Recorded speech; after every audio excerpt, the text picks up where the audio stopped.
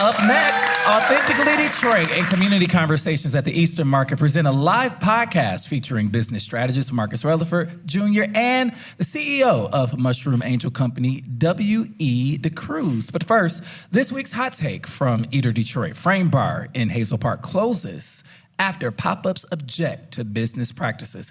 Keep it locked. Authentically Detroit starts after these messages. Founded in 2021, the Stoudemire is a membership-based community recreation and wellness center centrally located on the east side of Detroit. Membership in the Stoudemire is available on a sliding scale for up to $20 per year or 20 hours of volunteer time. The Stoudemire offers art, dance, and fitness classes, community meetings and events, resource fairs, pop-up events, the neighborhood tech hub, and more. Members who are residents of the east side have access to exclusive services in the Wellness Network. Join today and live well, play well, be well. Visit ecndetroit.org. Hey, y'all, it's Orlando. We just want to let you know that the views and opinions expressed during this podcast episode are those of the co-hosts and guests and not their sponsoring institutions. Now, let's start the show.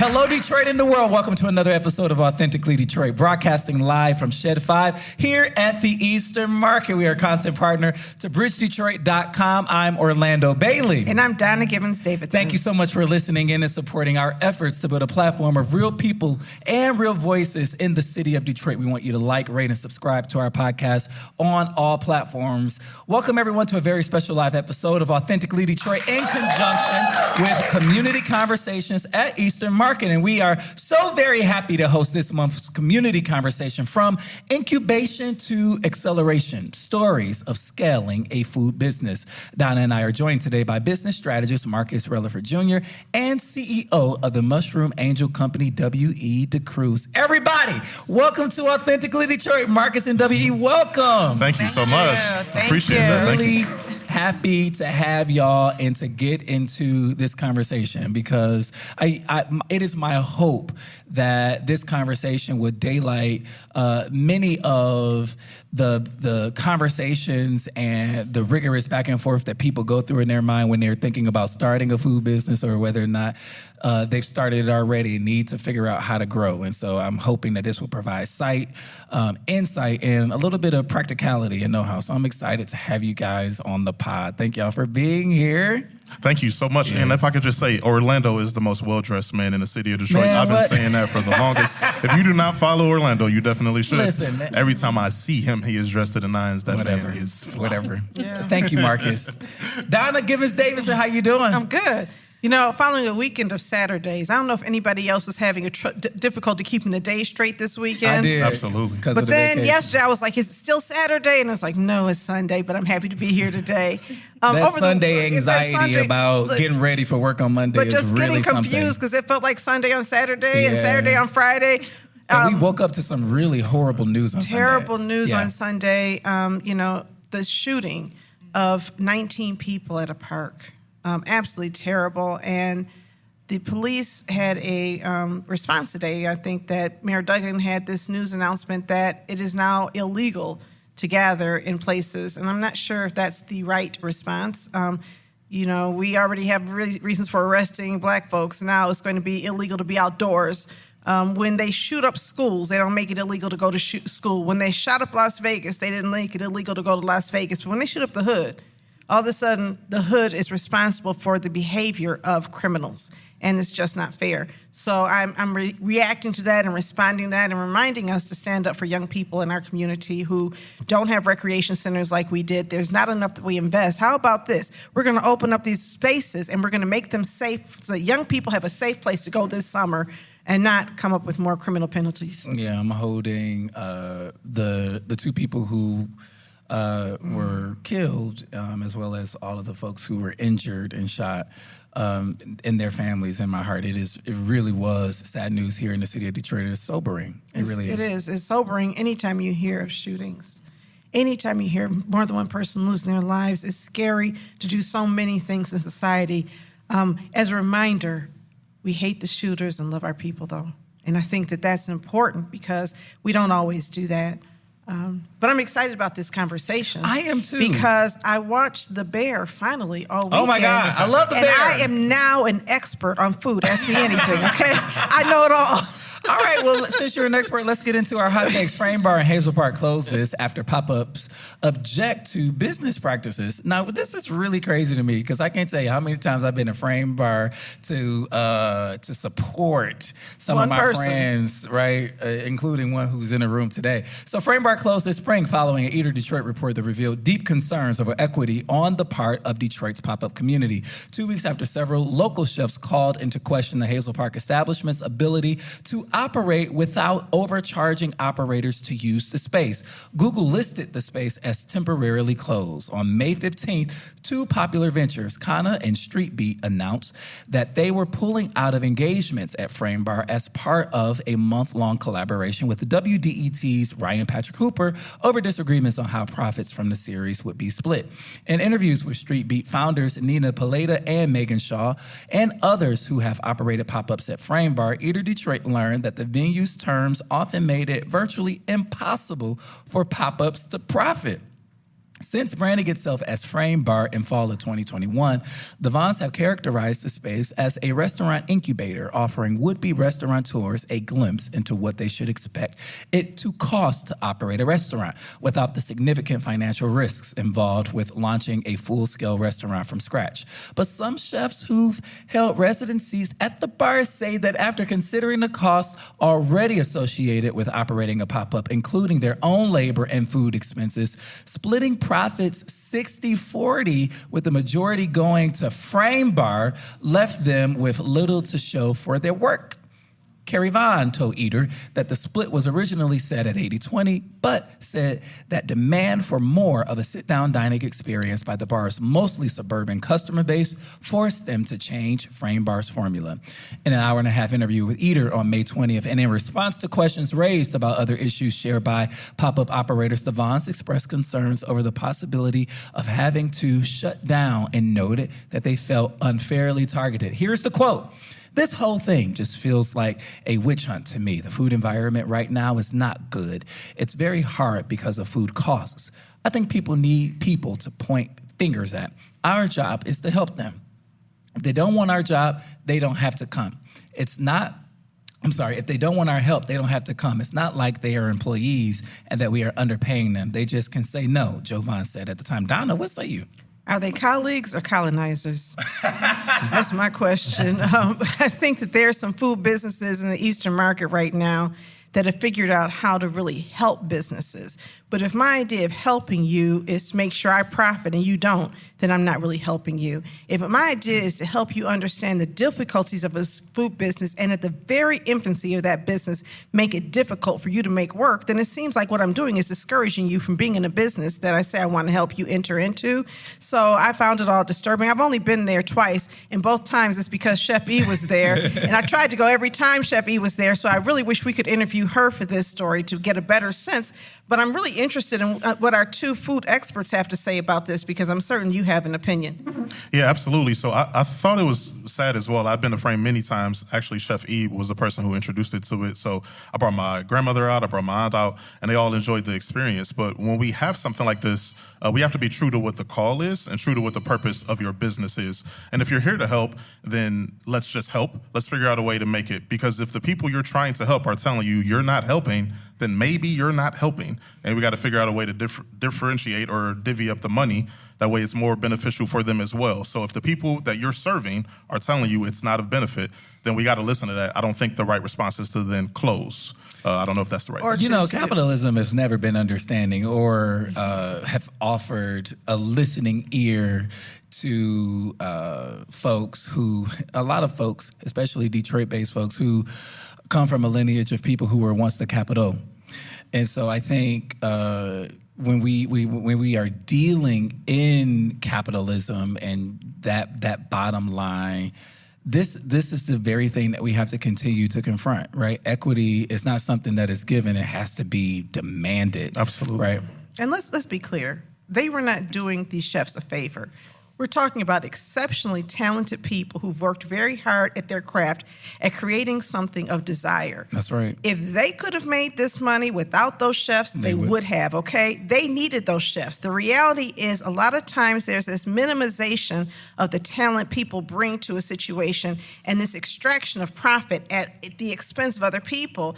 Understand this. If they could have done it without them, they would have, and that's what bothers me is the whole quote, it sounds like we were doing them a favor and they are ungrateful for the favor that we're doing them. And maybe that's not what they meant. He says, it feels like a witch hunt to me. The food environment right now is not good. It's very hard because of food costs. I think people need people to point fingers at. Our job is to help them. Were they and buying if they the don't food? want our help, they don't.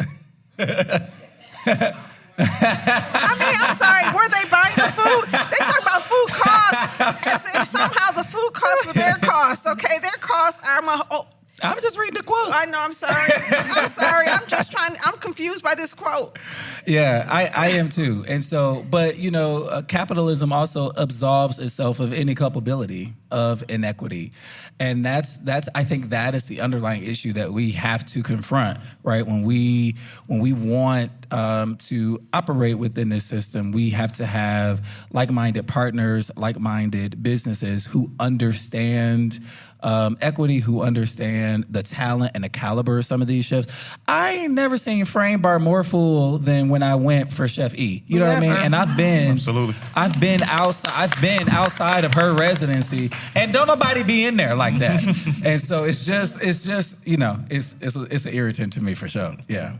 W.E., you had something you wanted to add to it? I mean, I think what I appreciate about the entrepreneurs taking a stand is I've learned in this journey that oftentimes you are defined by what you decline. And so I'm happy that they've begun to decline the ecosystem that just wasn't serving them. And there's something that you have to do as a food entrepreneur is get to a point where your no really becomes your next opportunity. So I'm excited to see where the entrepreneurs go from here.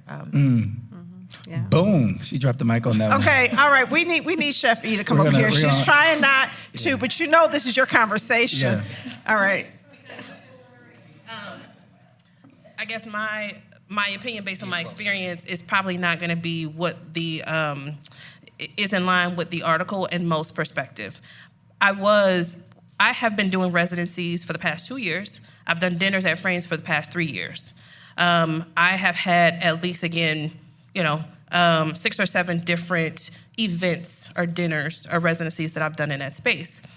If it was not profitable, I would not have continued to do it. Keeping in mind that on average, in a perfect world, a restaurant profits 10% of the revenue. So if they brought in $1,000 that day, what you put in the bank is $100. You did all that work to put $100 in the bank. The reality is right now is that restaurants are profiting 5% at best. So you do all that work for $1,000 in revenue to put $50 in the bank. My experience at Frame, every time whether it was a dinner or a residency, I profited way more than 10%. Wow. Way more. So, that is me controlling my food costs. What Frame did is, instead of me having to buy all of that food on my own, they purchased it for me through their suppliers. So I don't have to take that on as all of this expense that I now have to front and then get on the back end once the money comes through. So that is one thing that, again, as someone who does not have a brick and mortar, I don't have any place to store that stuff. I don't have any place to inventory it in case I don't sell it for a weekend dinner or a month-long residency. They take that on. As far as the employees, yes, I did have to pay my employees, and I paid my employees well. Because I do believe in equity. I do believe that when you get what you pay for, and because I am not offering you a job for however long, this is going to be for a weekend or this is going to be for a month, I'm going to make sure that the people that I work with, I pay them very well. Also to the point where I don't have to be there, right? Like I can do a month-long residency, and I have trained these people because they are amazing chefs, and it'll be as if I was, because I was able to train them. But that also means that I created standardized recipes, so I knew exactly what my food cost was so that I can control that. And I had people to be able to control that too, so that I was pricing accordingly so that I could turn a profit. On average, your food cost should be no more than 30%. My food cost on average at my residency, my first one was 17%, my second one was 22%, which means that it was only 22% of my revenue that was for food costs. The rest had to go to labor, operating costs, and then profit. And again, I profited way more than 10%, which a lot of other people did as well. So I'm not saying that those businesses that didn't have costs, to say that this model did not work and it was not equitable and wasn't profitable. But it does take skill in order to make sure that happens. And for someone to do, whether it's a dinner over the weekend or even a month-long or a week-long residency, to only profit 10%, it isn't worth it. Yeah. It isn't. And that's industry average. That's interesting, and I'm glad you shared your story. I'm really glad you came over here because it does add context. What it speaks to is your level of expertise in knowing how to profit in that space. And I didn't know that they purchased the food. It's good to know that they did help you get discounts for the food. Given what you're saying, why did they close? The thing is, the model it's not a very sustainable model. That is you're turning over chefs every other night, every weekend, every month. That is a very hard business model, particularly as food cost is rising. Right, labor cost is rising because they're still staffing front of house because there's still a bar there, right? So they still staff all of your front of house staff. You personally, as myself, as the chef, I will staff my back of house staff. They're even staffing a dishwasher. Mm-hmm. So I don't even have to bring a dishwasher. But the costs aren't going down, they're just going up. And it makes it harder, especially when, again, every weekend you have another chef that you got to on board. You got to bring in special product for their special menu. You know, there's different people working in that same kitchen at the same time. It's not an easy business model as much as people would think that it is. It looks fun from the outside looking in, right? Like, oh my God, I can have this different menu and these different foods and these different experiences every other day. But the reality is, for a business, it's very difficult. And yes, the split for the residencies did start out at 80-20. The second year I did it, it was 70-30. But that's 70 to me. That's 70 to me. So they were only taking a 20%, and they were supplying the front of house staff, the dishwasher, all the dishes, everything except for back of house labor and food. In this article, it looks like they're charging 60-40 towards the end, and that model flipped because they had to recoup their cost. Now, I don't know if or how or when the model flipped. I could see it going 80-20, and then again, I said the last year I did it was 70-30. I can see it going from 60-40 because, again, if there are all of those expenses that they're having on the front end too, and again, they still have to be profitable in order for them to continue, right. And then so does the chef. So again, it makes it hard because now you have all of these expenses that is being built in, and it's getting split. The expenses, but the revenue and the profit is being split between 2 and 3 different entities. It makes it really difficult. So I don't know why. I think that there were financial issues for a while. But again, not like even like your favorite restaurant that's all of a sudden closes. They don't disclose that. Nobody wants to say that they are having financial issues. And I'm not going to speak for Frame because I don't know. But you are helping to add some context. Yes. That it was profitable for you, at least when you first started, and that they did buy the food, they did provide a lot of the labor and undertake a lot of the cost, and you still walked away with 80% of the profit at first, and then 70%. That's a completely different story than what we read here. Thanks for sharing Correct. that. Yes. All right. All right, we're going to take a quick break, and we will be right back.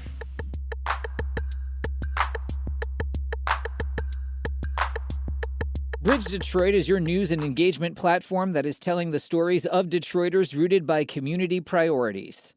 Started in 2020 by Pulitzer Prize-winning journalist Stephen Henderson, the newsroom has already established its footing as the go-to source for hyper-local perspectives that ask the hard questions, brings accountability, and searches out real solutions. It's free to become a member of this award-winning news organization. Visit bridgedetroit.com today to sign up to receive the news delivered right to your inbox. Bridge Detroit, By Detroiters for Detroiters. Have you always dreamed of being on the airwaves? Well, the Detroit Eastside Engaged Podcast Network, or DEEP for short, is here to make that dream a reality. Located inside the Stoudemire, the DEEP Network offers studio space and production staff to help get your podcast idea off the ground. Doesn't take a whole lot of work to get started. Just visit the Authentically Detroit page at ecn-detroit.org or call Sarah at 313-948-0344.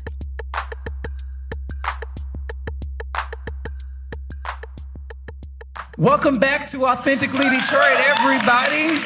We are here with business strategist Marcus Reliford Jr. and the CEO of the Mushroom Angel Company, W.E. DeCruz. And so we are really, really excited that we get to introduce our listeners to the two of you. W.E., I want to start with you. Can you tell us a little bit about yourself and your background? Yes, absolutely. So my name is W.E. DeCruz, co-founder of the Mushroom Angel Company. And I would like to start with a question. Nearly 11 years married and 3 children later, can you guess the number one thing that my husband and I used to fight about most? Cooking, food. Food.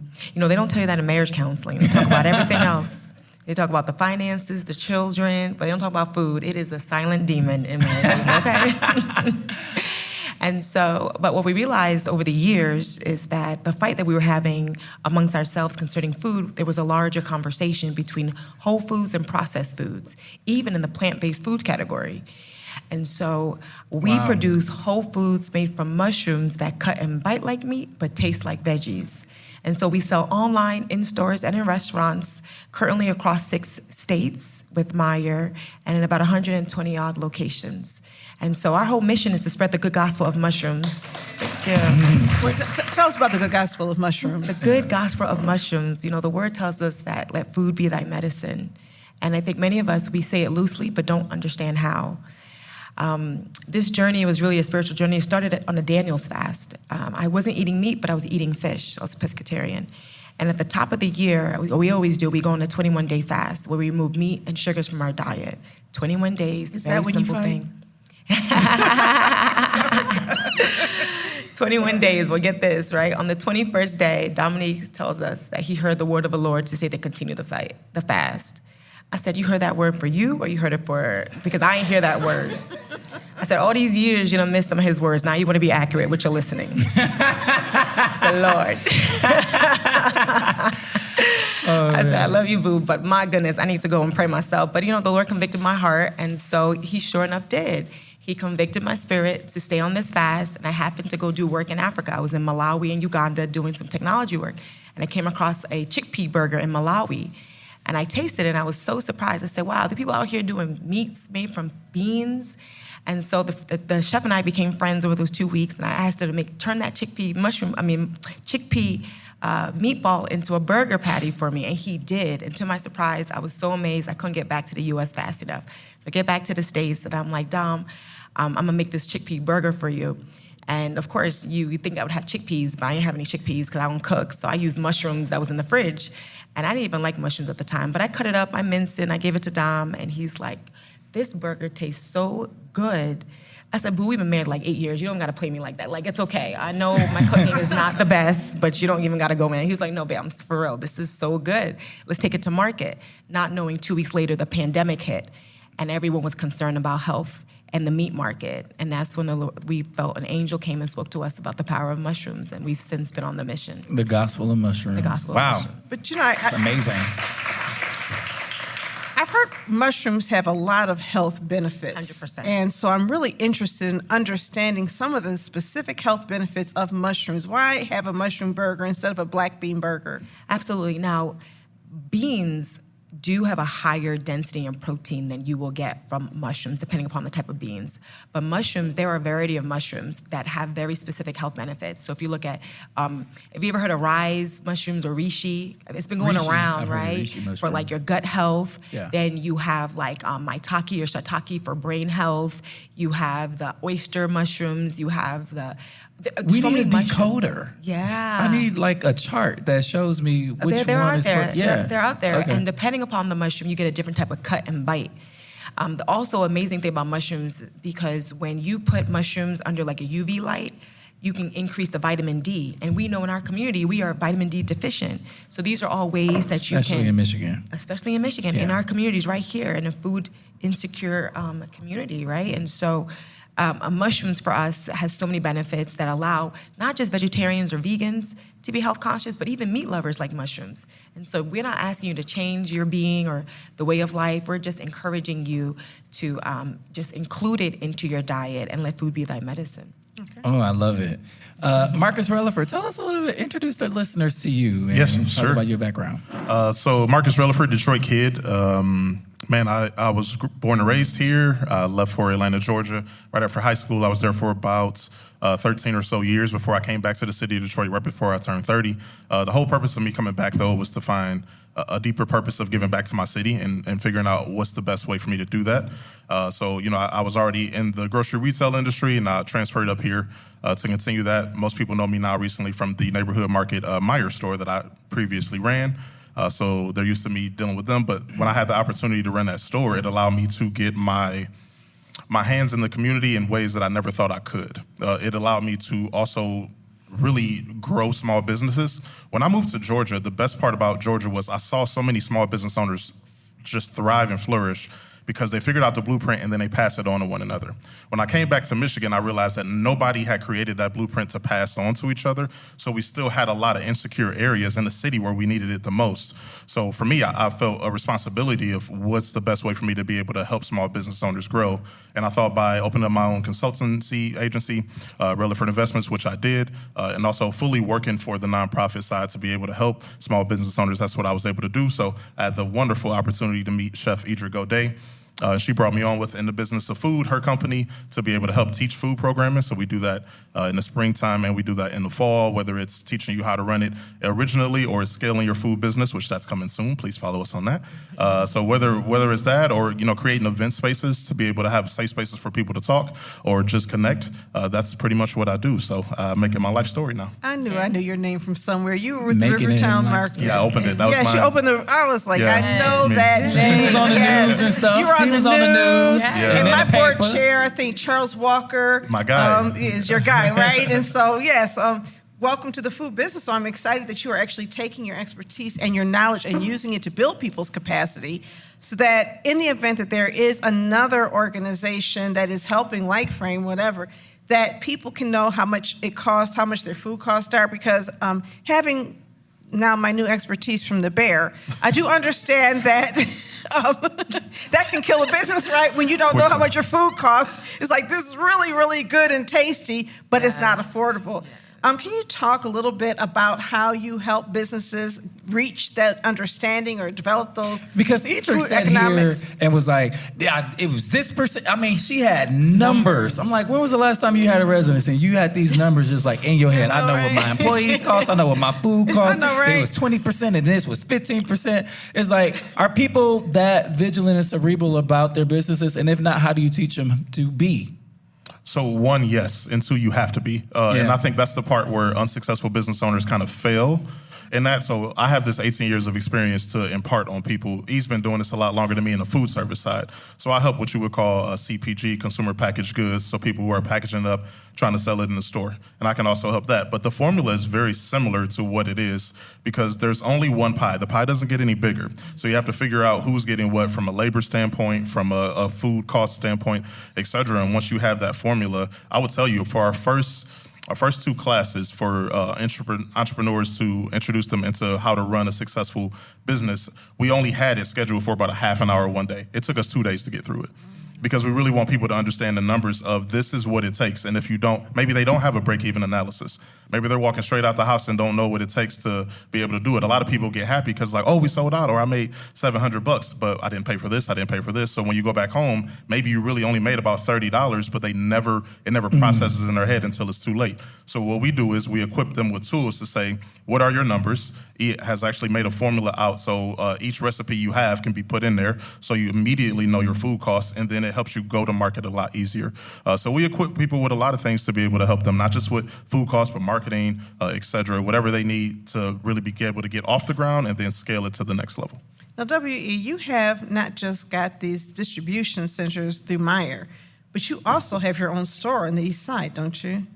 Actually, we operate from our food manufacturing facility. We don't have a brick and mortar. Okay. So we only supply B2B and then direct to consumer. Oh, okay. Shipping. So direct to consumer shipping. So that's where you manufacture your burgers. Yeah, so we manufacture in our dedicated facility here in Eastern Market. It's 1,800 square feet, and then we sell to the hotels, restaurants, or to distributors who then sell to these other locations. Wonderful. And then we do D2C, which is online. We started with online before Marcus actually supported us, found us at Eastern Market, and helped us get into Meijer. So this is a full circle That's moment. amazing. Can you talk a little bit about Black Leaders Detroit and their support, how that impacted you? Yes, Black Leaders Detroit came at a very, I would say, catalytic moment in time. You know, when you get into the food business, there are these compounding micro milestones that you achieve. But with every milestone, like they say, the bigger the breakdown, the bigger the breakthrough, but you got to get through the breakdown first. And so we found ourselves hitting these goals, but every time you hit a goal, you're now hitting another breakdown because you've scaled past that particular equipment or season, et cetera. And so we were hand making all of our patties. We were self-distributing to the 15 locations, driving with our packages to the stores. But after you get past like 15, you almost can't manage it successfully, right? And so you have to go into distribution. So Black Leaders Detroit, they gave us our first grant, non-diluted grant of $20,000 to buy commercial equipment. And that grant went to one piece of equipment. It was our vacuum seal machine. Shout out to Dawn Dandridge. Yes. Yes, and so without that machine, we wouldn't have been able to scale and then really fulfill the Meijer's purchase order to get into 6 states. So. Oh, wow. I want to zoom out a little bit and talk about the food service and food support ecosystem overall here in the city, and get your hot take on how it helps or hinders the growth and scaling of small food entrepreneurs. And tell us your story. Yeah, for me, I'm a transplant to Detroit. I'm originally from Jersey. You probably hear the accent by way of Ghana, West Africa. I was like, yeah. Who raised you? And so I used to say Detroit, and then all my friends out here was like, no, it's Detroit. Like, it's just a light duh, so I'm working on it. And so for me, I have only positive things to say, being a transplant, coming to a state and a city where I had no relationship or connection. So being able to come here, the way I describe Detroit is I truly believe that irrespective of the challenges and inequities that we all have in our personal and professional lives, I truly believe that Detroit is like Detroit is a buffet of resources. Our only job is to get to the table and break bread. Now, the important part is to ensure that when you break bread for yourself, that you feed the team as well. And that's only capable and available because of the people and the ecosystem that's here. My husband and I wouldn't have been able to move the way we move being in New York. It's so oversaturated. People are not as accessible as they are here. And so I really laud the ecosystem here. Marcus, Meijer, NEI, so we're talking about Fair Food Network, BLD, Black Leaders of Detroit, New Labs, Founders Fellowship. I can name all the resources that have supported us and the shoulders that we stand on. So for me, Detroit is like a buffet of resources. You just got to get to the table and break bread. That's your only job. I love that. Marcus, what about you? Because you talked about seeing a lot in ATL, but seeing so many gaps here. What's your take? Yeah, it's very dry, I would say. We're a little bit underdeveloped where we should be. There's a lot of gatekeeping coming on, which irritates me the most. Say more. I feel like when we have resources or certain people find it, they feel like it's just theirs to keep, and they won't allow others to come through there. And I believe somewhere is when you die, you must die empty. You must have every talent that you have and give it as much as you can to people for them to be able to succeed. So for me, it's like I would rather be a vessel of someone who can help bridge those gaps than to be somebody who closes the door to say, well, this is enough of us or our people when we have so many out there. So the biggest thing that I had seen was, again, freely given was something in Georgia, and now every city has their own ecosystem of people, and then they grow more with some substantially great restaurants. And I think we have the same potential here, but it's more people just not doing those things. I do think we have good resources, similar to what WE is saying over here, but we have to be able to be a little bit more open about these resources and help each other win, because when you're winning by yourself, it's not really winning. But I think a lot of that is based in fear. We kind of see the same thing in the nonprofit industry. It's like this fear that everybody is my competition. Yes. And, when you run a business, sometimes you see a new business coming in and they have new flavor and they get all the buzz. And it's like, wait a minute, I've got to hold on to my buzz. And this idea that you can grow the pie, and with a bigger pie, everybody does better, is something that's really hard in many industries in our city where people have done without for so long. Who has been most effective at helping break through that resistance or that fear, really, that people have that new competition is going to wipe them out? Me.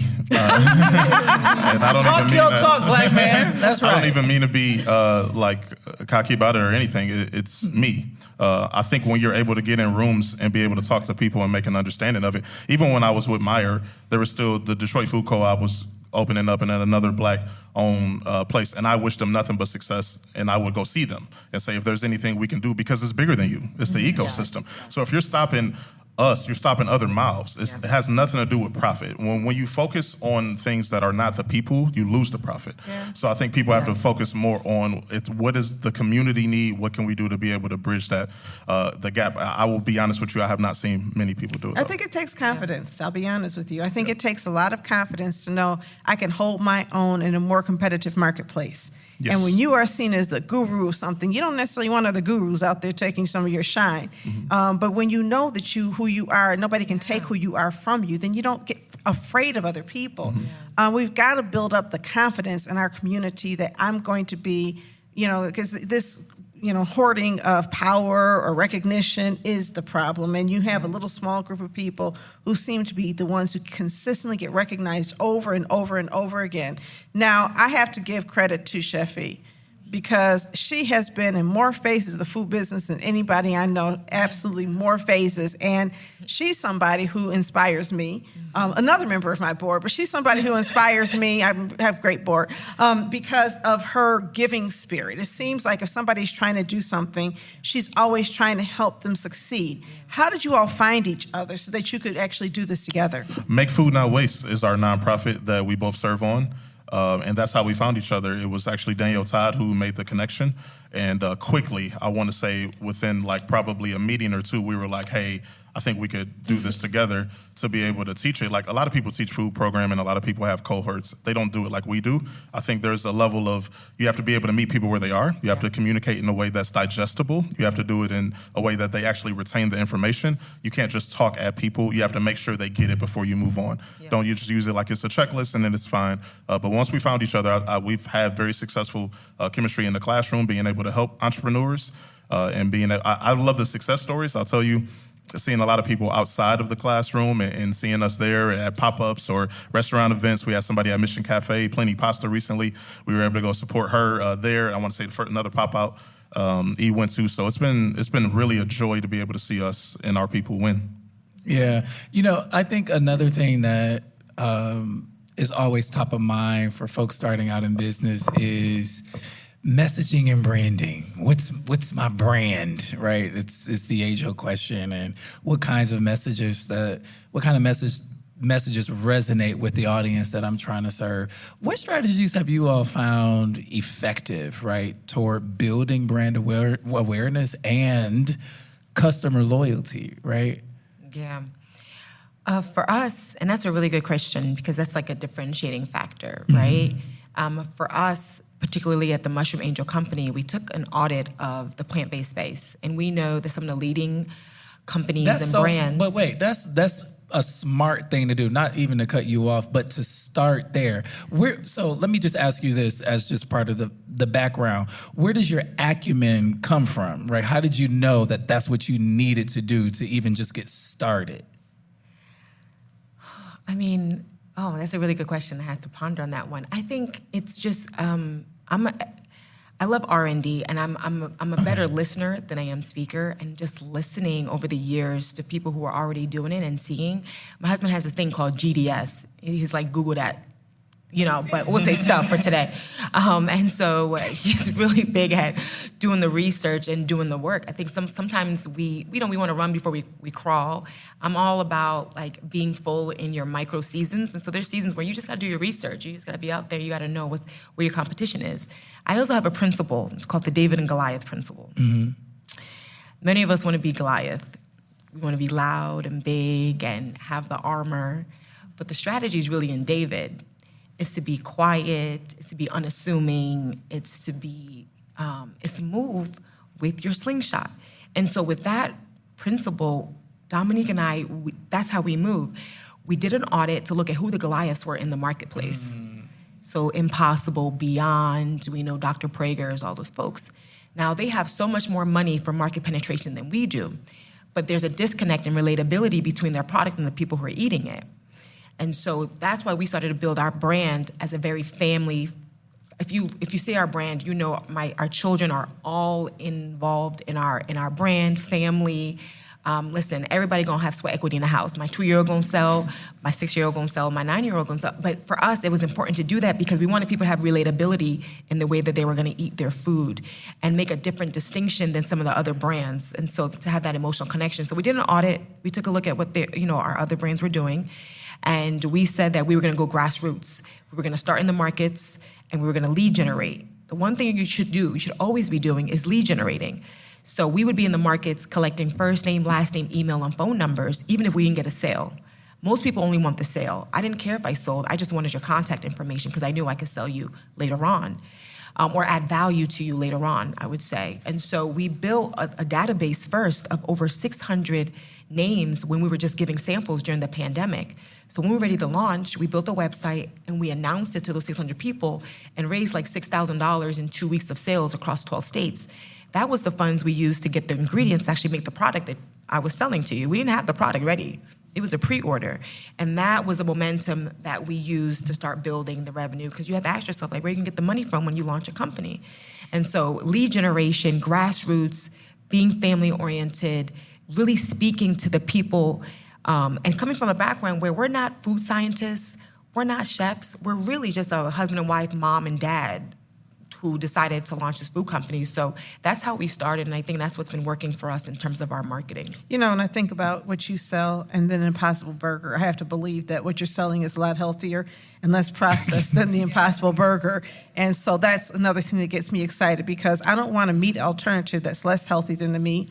But I want to talk to you about technology because you talked about website and other stuff. Oh, thank you. Can you talk about what roles technology has played in helping to build and scale your operations? Especially at the advent of generative AI, like how are y'all thinking about 100%. that?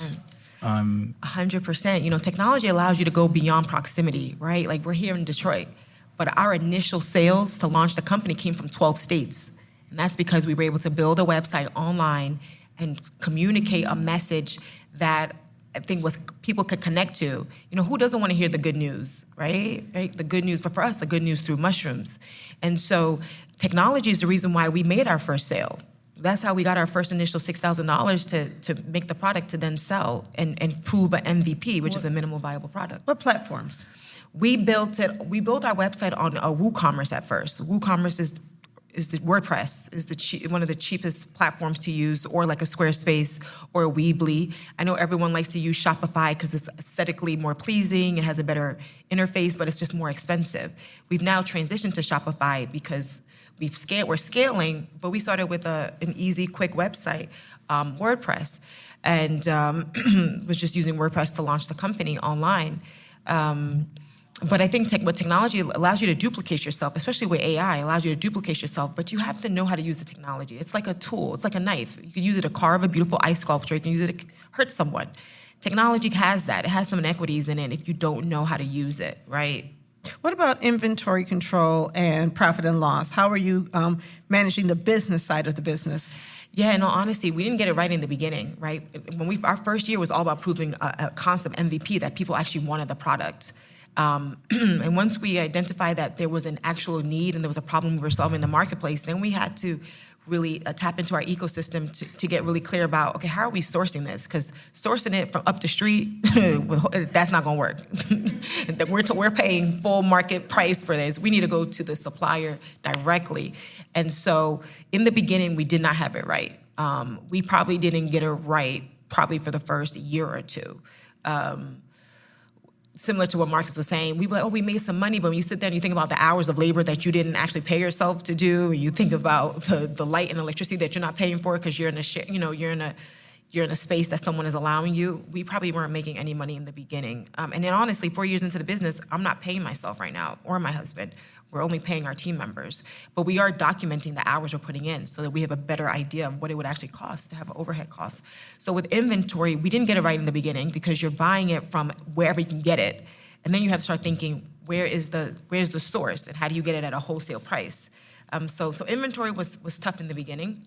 But there's resources and tools and technologies that help you manage it, like QuickBooks and Excel and things of that nature. Marcus, talk about technology and, specifically how the food support ecosystem is thinking about AI. There's a lot of fear. There's a lot of excitement. How is the food support ecosystem in Detroit responding? Not well, but they should embrace it a little bit more because it's very simple. Either you get on the train or you get blown by. And I think this is something that, as she has already stated, is a tool that can help your business if you know how to do it the right way. And I see a lot more benefits in it than I see some negatives in the process. Where do people go to learn how to do it the right way? Yes. Well, I think sometimes it's just asking a simple question. For me, the one thing that we teach in class when we talk about AI is just be descriptive.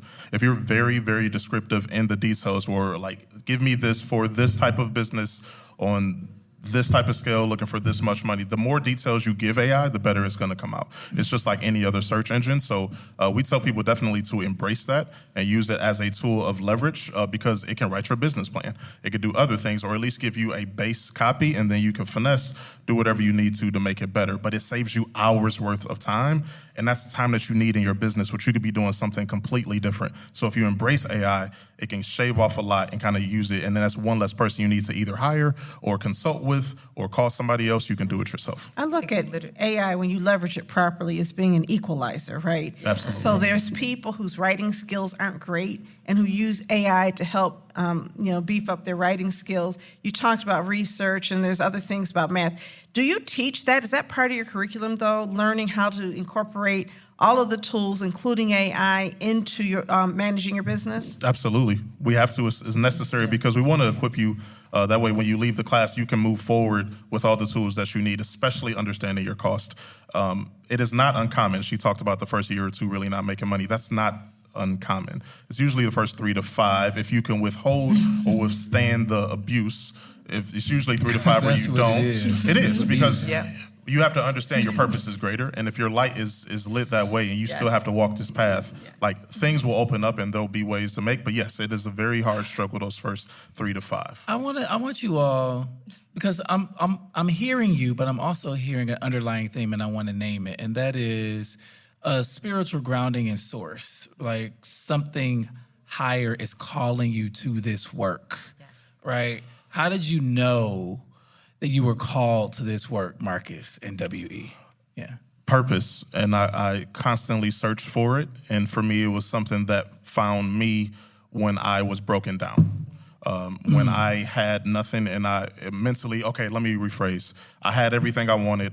I made the 6 figures by 30. I did all the rest of the things, and I realized everything I got, it didn't mean anything because I didn't share it and I didn't help anybody get there. It was just me at the top of the mountain. So what did that solve and what did that benefit? And I wasn't being true to myself of what I needed to do in order to have myself feel fulfilled.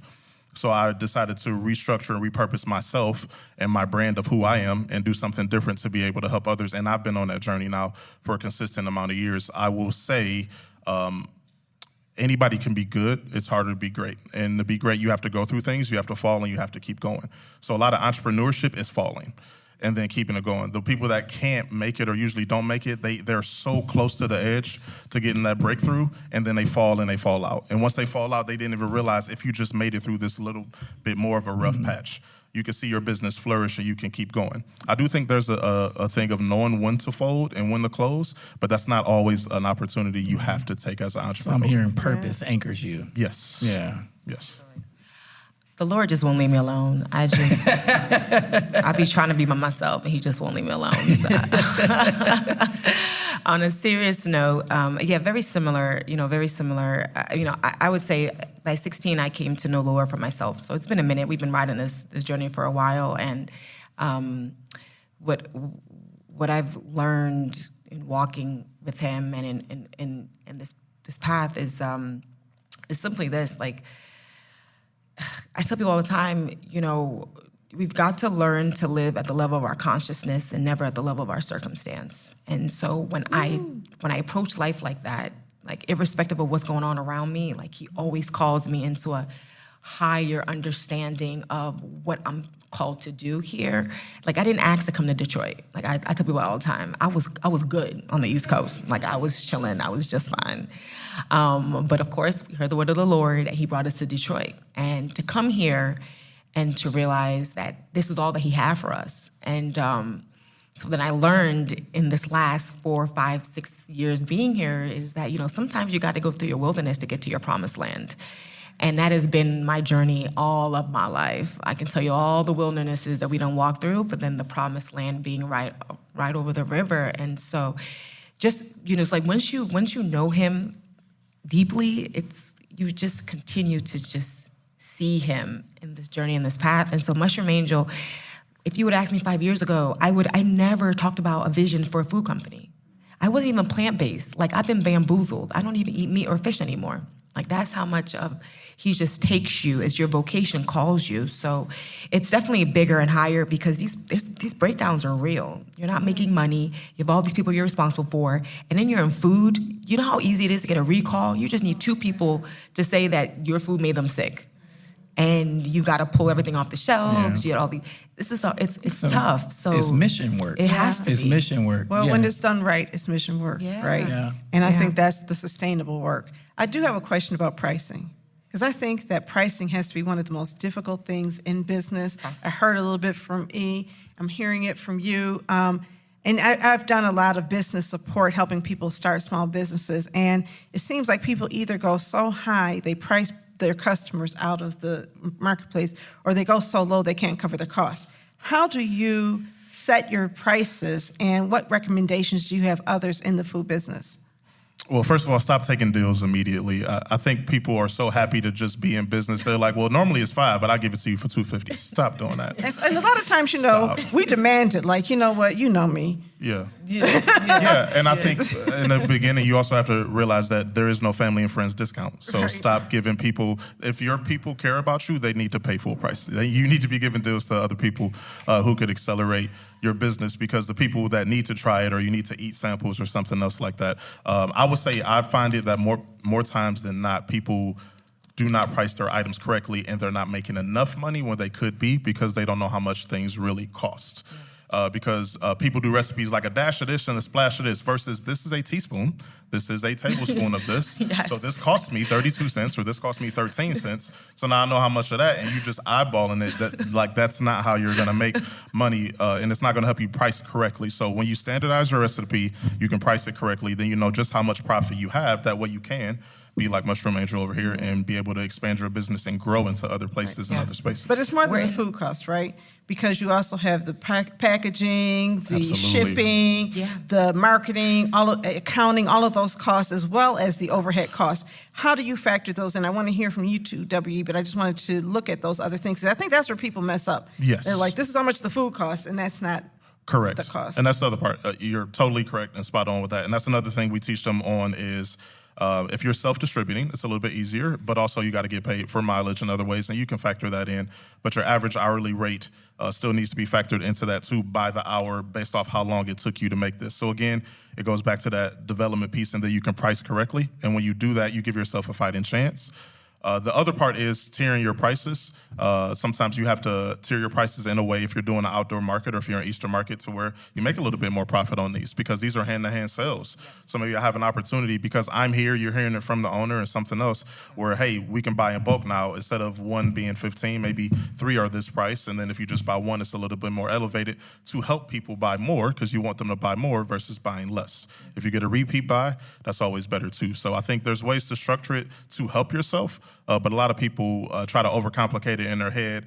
And then, again, just stop with the deals. That's the only thing I can tell you guys. If you love yourself, please stop selling yourself for lower than what you need to sell yourself for. Please. Yeah, that's real. We're going through it right now. We know that we are more on the gourmet side of, first of all, you have to anchor yourself. You have to anchor your customers in what they're getting from you, right? Like, if you don't want to pay for a Chanel bag, you're not going to pay for a Chanel bag. If you don't pay for Apple, you'll go and buy Android, right? So you anchor your customers based on what they're willing to do. We're in the process right now where one of the only feedbacks that we get sometimes from customers is that our pricing may be a little higher than, say, a Beyond or Impossible. Well, it makes sense.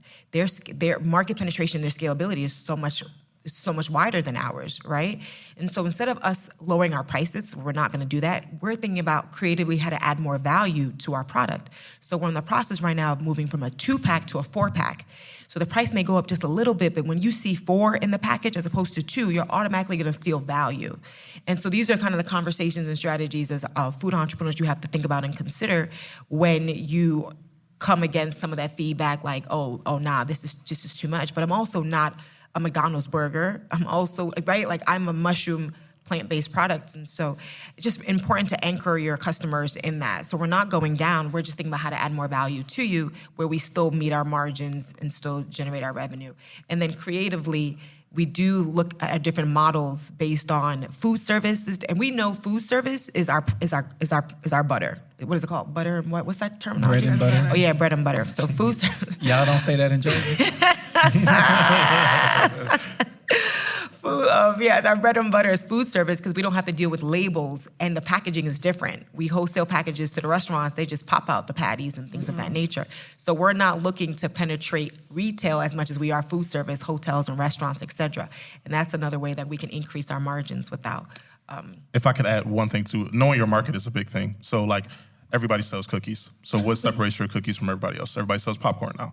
What separates yours? And everybody's like, oh, well, I do this and I do that. But at the end of the day, what is your story? What is your brand? And you have to know, like, if I am a gourmet, high-tier popcorn, that this is the range of the price of what that is. So as long as you're in that range and you're comfortable, you're good. I think trying to sell something that isn't what it is, an experience, then that's when you can kind of lose a little bit money on that. Because if you're telling me it's gourmet and it tastes like Velveeta, maybe it's not... You know well, okay.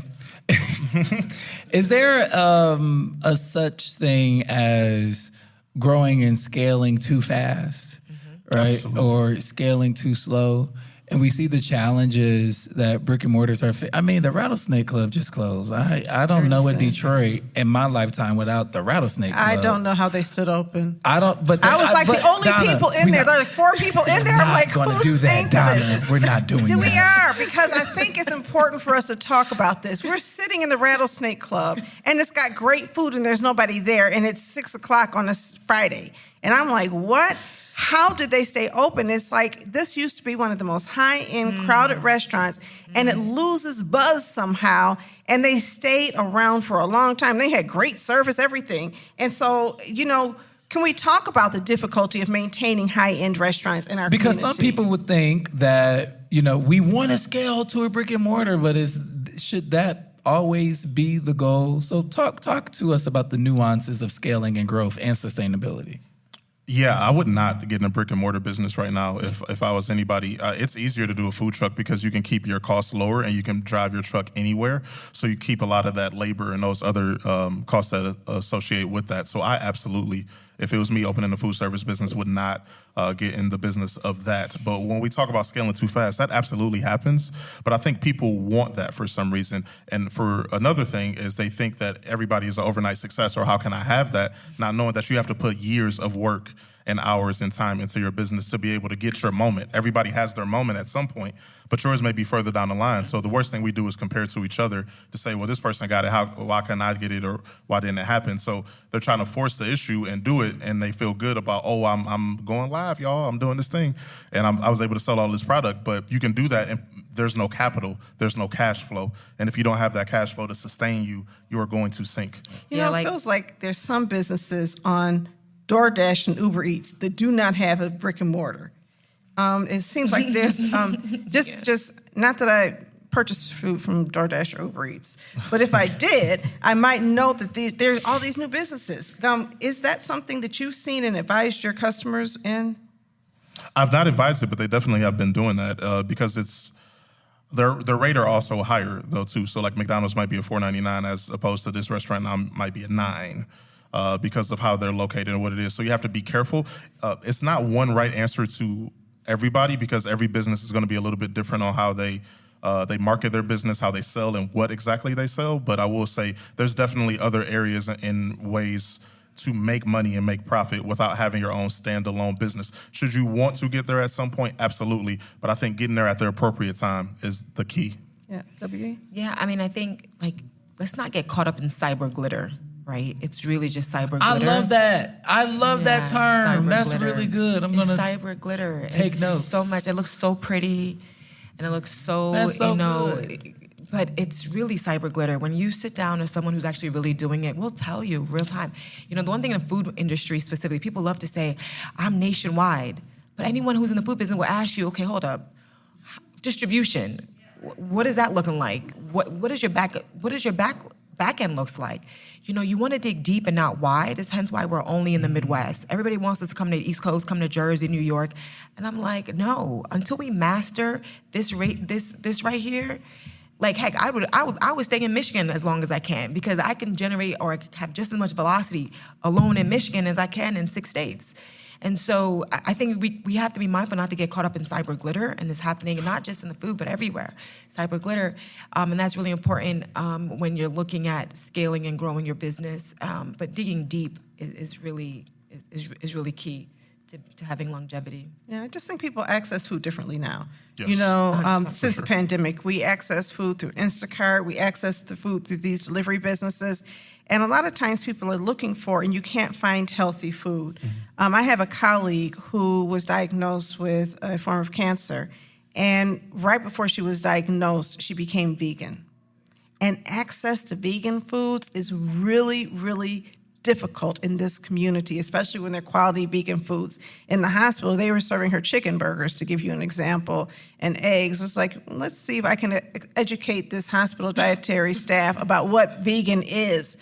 But even trying to provide support, we found that it was easier to find an online food service that packages food. And I wonder if that's an opportunity or a new venue for you to consider. How do you get food to people who cannot access vegan food and don't have necessarily the ability to go to this grocery store?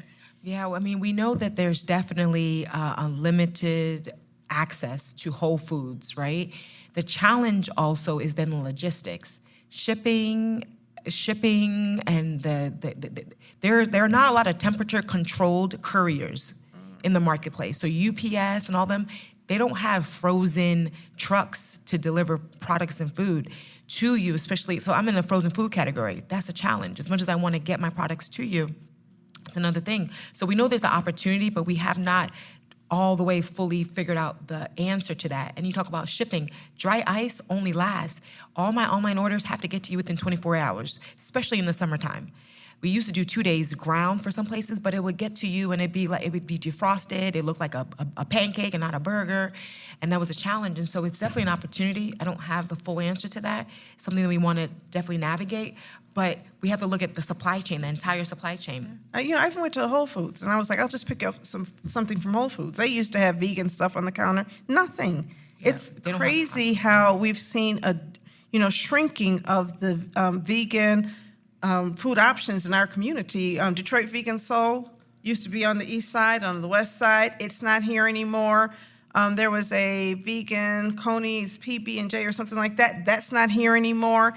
And then there was another store on Mac. And I know this because I was vegan for a while before I changed back. But there's another store on Mac in the Morningside neighborhood that was vegan. And it feels like when you see these foods disappear, that's a market opportunity for somebody who has something new and exciting to offer. And I'm wondering, Marcus, if there are any new restaurants or food service or organizations that you have noticed are trying to move into that space. Into the city of Detroit in particular, Yes. what we're talking about?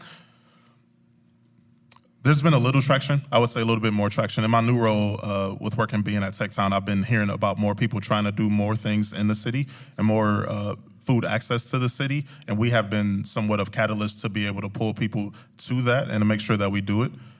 So I would say there is a little bit of traction on that. But I think also I'm starting to see people expand, like Baba Fair is expanding locations. I know there's a few other restaurants that are doing it as well. So it does offer opportunities for people who are thriving in the community to be able to expand. I will say the challenge is infrastructure. I will tell you, when we launched our company and we wanted to scale, everything was taking us out of Detroit to Colorado. because Colorado is more advanced in plant-based food production. They have the equipment, the infrastructure is there. It's definitely an opportunity, but you as a producer or a manufacturer have to be committed to building it literally from the ground up, sourcing the equipment, creating the resources, and growing from there. And so it's opportunity, but it's also, it presents a challenge. It's like, it's an oxymoron, kind of a dichotomy. You got to build it from the ground up, especially in the plant-based food category. Yeah. Give Marcus and WE a big round of applause. We have about 10 minutes left, and I want to open up the floor for audience questions. Here's the directive. If you want to ask a question, just stand up and come to the microphone. They'll use mine. I'll stand up. You come to the microphone, ask your question, direct it to one of the panelists, and then we'll go from there. We got 10 minutes for this. All right. Anybody have any questions? Anybody? Don't all jump up at once. Any advice, any questions, any contributions comments? to this conversation? Yeah. Everybody eats, so everybody has something to say for sure, right? Food entrepreneurs. All right, we've got some food entrepreneurs. Please come join us up here. And the way this works on a podcast is people are listening, so when you have dead spaces, they're not watching you walk up, so I'm just going to keep on talking until you get up here. So please, if you have a question, feel free to line up and join us to make people who are listening feel heard. Okay? Come on up. Come on up. All right. What is your name? Linda K. Okay. Linda K. Pruitt, the owner of Mrs. Pruitt's Gourmet Cha-Cha. And I just want to say, W. Cruz, she has been such an inspiration to me. You're my role model. And I really appreciate you and your best practices and just following your role. Aww. Marcus, thank you so much. Marcus got me into Rivertown. Yeah. Woohoo! Marcus got you into Rivertown? Yes. Okay, tell us what he got into Rivertown. I met Marcus. We scheduled an appointment at the Woodward Corner Market. Yeah. Before the store was open. Yes. Okay. And so we had our conversation, and he was so excited about Mrs. Pruitt's Gourmet Cha-Cha, and I really appreciate you. Can you say that a little bit louder so we can all hear you? Because I said that we met at Woodward Corner Market in Royal Oak, and he got me into Rivertown. Okay. Yeah. And what is your product, though? I want to hear Mrs. Pruitt's Gourmet Cha-Cha. Okay, Mrs. Pruitt's Gourmet Cha-Cha. What's Cha-Cha? An authentic Southern cuisine. It's a relish condiment sauce, cabbage, green tomatoes, peppers, onion, garlic, and our special seasoning pickling spice. What can you use Cha-Cha on? Historically, collard greens, pinto beans, black-eyed peas, hot water cornbread. Nowadays, people put it on a hamburger, hot dog, veggie burger, bratwurst, Polish sausages, Italian sausages, potato salad, tuna salad, chicken salad, baked beans, meatloaf, eggs in the morning, fish tacos, salmon, baked chicken, all that and more. Oh, that's awesome. Congratulations. I just want to say thank you so much, Marcus. I think you guys are going only up. Yes. Thank you. Thank you so much. So, Thank you. This is good news. Anybody else have any questions or comments? Anybody else eat? Yes. We're just looking forward to hearing from you. How are you? Listen, I'm Larry from Lorraine's Premium Barbecue Sauce, and these two on the panel have been inspirational. Marcus put me in Rivertown when it opened. Yeah. we met at an event. Her and her husband are amazing, and they're leading the way. And I'm so proud of both of them, and I call them my colleagues and my friends. Okay, can you talk about what your product is? I have the best barbecue sauce on the planet. Talk about it. Okay, woo! It's Lorraine's Premium Barbecue Sauce, 4 flavors of goodness. And like WE, it's about the health of our community. It's made with no gluten, it's high fructose corn syrup, and it's organic ingredients. We have to do better by what we put in. Food as a medicine. All right, one more time. The name of your product. Lorraine's Premium Barbecue Sauce. Lorraine's Premium Barbecue Sauce. I love barbecue sauce, so I had to make sure I heard that and everybody else did. We're just gonna have to All get right. some. Thank you. All right, thank you. Thanks, Larry. All right. Any other food entrepreneurs or others who just eat and like food, please come up here. Join us. I'm so excited to meet people who are actually doing this.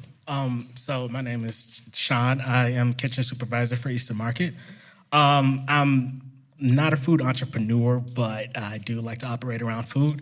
My question for both of you is, when you hit that first wall with owning and starting a business, what went through your head and how did you get past that wall? Great question. I love it. I'm somebody who smiles when things get hard. So for me, I welcome all the smoke because I know I'm going to get through it. I have a supreme confidence. I don't really fear much. And I think as an entrepreneur, you have to be in that space mentally where you don't fear things because you're going to turn in a different way if you do. So for me, I believe Steph Curry calls it supreme confidence in myself and my ability. So I know things are going to come, but they only come for a season. And once you get past that, you'll be on the other side of it, and then things will continue to move forward. So I'm always progressive in my mind and my thought process. Agreed. I support Marcus in what he's just shared. You know, like I said, we live by principles, and so we truly believe that you must always live at the level of your consciousness and never at the level of your circumstance. And so my circumstance is showing up in this way, but I know that I can tap into so many resources. You know, you're always one or two people removed from the answer that you need. And when you know this, literally when you truly know this inside out, that's when you get to work around engaging your community and the people around you. And so there is nothing that can't be answered or can't be created. I also believe that there's nothing to find in life. Everything is a creation. So you literally can create the solution to everything that you're looking to do. It's like you can create anything. Like whatever you're missing in your life, you can go and create it. And so it allows us to, that's how my husband and I, we navigate just the challenges around, because sometimes the challenges really has nothing to do with the food aspect. It's trying to figure out how to handle these few children so we can go and show up at this event so we can make these sales. I mean, it could be something like that, you know what I mean? And so we just live by those principles, and that helps us to navigate. Yeah. All right, one more time for Marcus and WE. If you have topics that you want to discuss on Authentically Detroit, you can hit us up on our socials at Authentically Detroit on Facebook, Instagram, and Twitter, or you can email us at authenticallydetroit@gmail.com. So next month's community conversation is titled Tackling the Mental and Physical Health Crisis in the Industry. Today, instead of shout outs like Donna and I normally do at the end of each show, we're going to take a moment of silence to honor the life of Alexis Chingman-Tijerina, a beloved member of the Detroit community recently lost to suicide.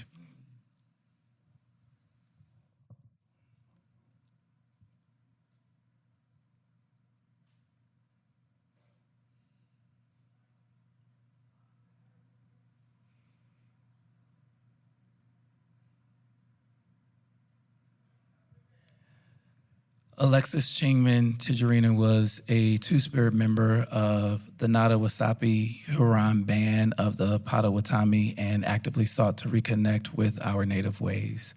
She began establishing the Aisha House, meaning alive and well, as a safe space for African and indigenous peoples to eat, commune, and build deeper relationships with the land. Alexis was co-partner with Rosebud Bear of Maple Butts Kitchen, an Anishinaabe-owned catering service offering traditional native foods to the greater Detroit metro area.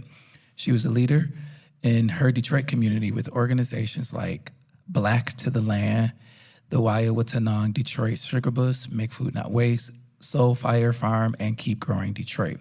Traditional ecological ways, food, sovereignty, and native values ground her in community as a mother and leader, values she held dearly as she raised her son, Cameron. She was a connector, strategist, organizer, and leader in her community, and her legacy, the way she touched so many people with authentic care, kindness, and compassion, will carry on in each of us as we grieve our loss. She was a bright light to all who knew and loved her. We want to thank you all so much for listening, and thank you for being here. We will see you all next time.